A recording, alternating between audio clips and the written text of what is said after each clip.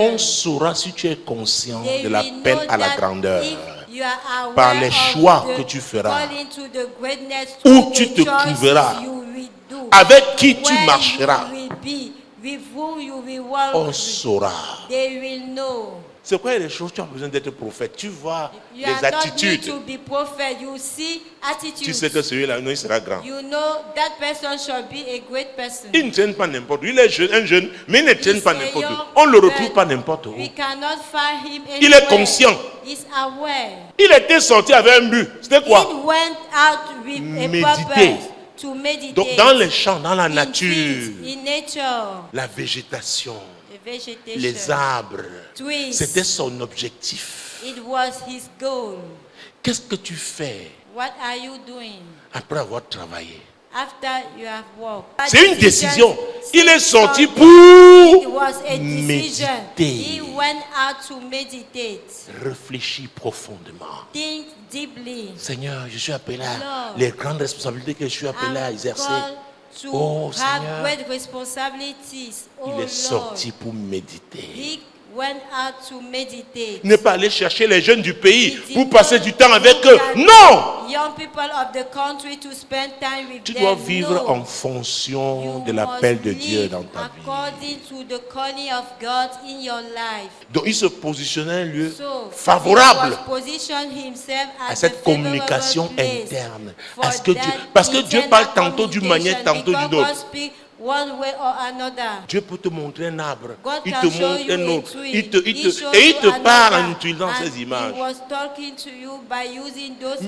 Il te fait donc sortir, aller dans ce cadre-là. Jésus allait à la montagne. Il y a des pays, leurs recettes touristiques, ce sont leurs montagnes, leurs lacs. Pendant qu'en Afrique, beaucoup négligent. Dis à ton voisin, garde bien ce que Dieu t'a donné. Apprécie ce que Dieu t'a donné. Accorde de la valeur à ça. Les autres vont respecter ce que tu as. Et tu vas en bénéficier. Tu vas, oh mon Dieu. Je vous dis. Donc, Isaac a décidé d'aller dans les champs pour méditer. Quelles sont les décisions que tu prends toi par rapport à ce que Dieu t'appelle à faire? Le déclic se fait. Je vous dis, la méditation favorise le déclic. Je vous dis la vérité. Ce que vous voyez les autres, ils ont ce qu'ils appellent leur symphonie. Ils mettent ça à une certaine, ils règlent leurs appareils. Tu les vois, ils sont en train de méditer. Mais aujourd'hui, nous qui avons Dieu en nous, l'Esprit de Dieu peut commencer à I worship you. Tu comprends que Dieu t'appelle. Oui, tu le comprends. I worship you. The reason I live is to worship you.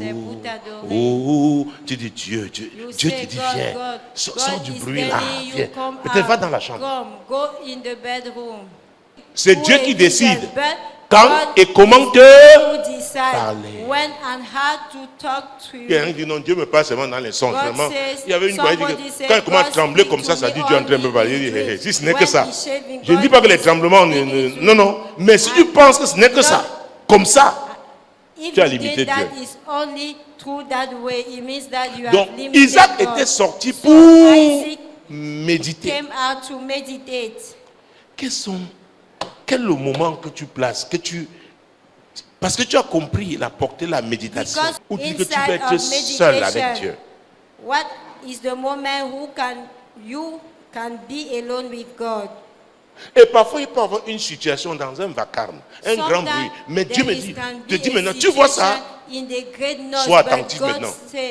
Il y a le bruit autour de toi, mais Dieu te dit, sois attentif. Il va te parler. Regarde. Attends, regarde le deuxième.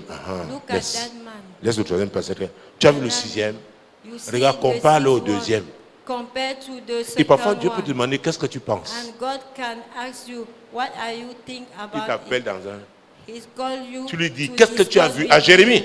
To Jeremiah. Jérémie, tu as bien vu. Jésus n'était pas encore allé à la croix, il n'était même pas encore né. Donc je vous ai dit, Dieu a créé l'homme. Communiquer avec lui, c'est naturel. To communicate with him, mais nous, Dieu est en nous. God is in us. Donc 24 sur 24, à tout moment. At any time. Isaac avait un objectif. Isaac tu dois avoir des objectifs. You must have goals. Méditer était son objectif. Moi, l'Éternel, je t'ai appelé pour le salut. Je te prendrai par la main, je te garderai et je t'établirai. Vous traitez alliance avec la lumière des nations.